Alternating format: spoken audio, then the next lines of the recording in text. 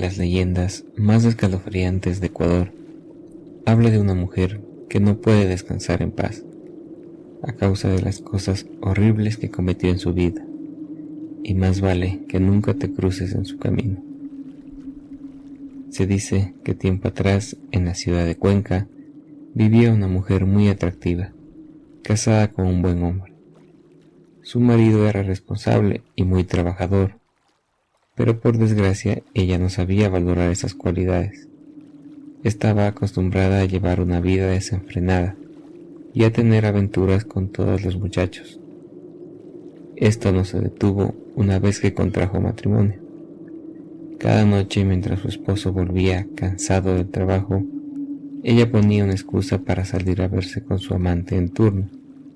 Con tal de que no sospechara, tomaba a su bebé en brazos y se lo llevaba con la excusa de que solo un paseo a la luz de la luna lo calmaba para dormir mejor. Sin embargo, tan pronto como llegaba al lugar donde la esperaba su aventura, el pequeñito se quedaba abandonado, en tanto ella se abandonaba al placer. Y así transcurrían los días, sin que el ingenuo marido se atreviera a cuestionar la actitud de su esposa. Una de aquellas noches, la mujer se abrigó como de costumbre y tomó a su bebé. «Vuelvo enseguida, que tengo que hacer dormir al niño».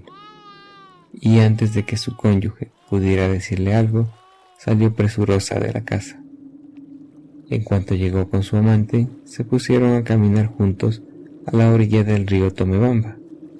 Ahí, el niño se resbaló de las manos de su madre y fue arrastrado por las aguas. Desesperada al darse cuenta, la mujer cogió un farol de petróleo y comenzó a buscarlo. En vano. Pronto el río ahogó el llanto del pequeño. Loca de dolor, volvió a casa para buscar a su marido. Cuando éste se enteró de lo ocurrido, sintió tal desesperación que fue hasta el río para buscar él mismo al niño.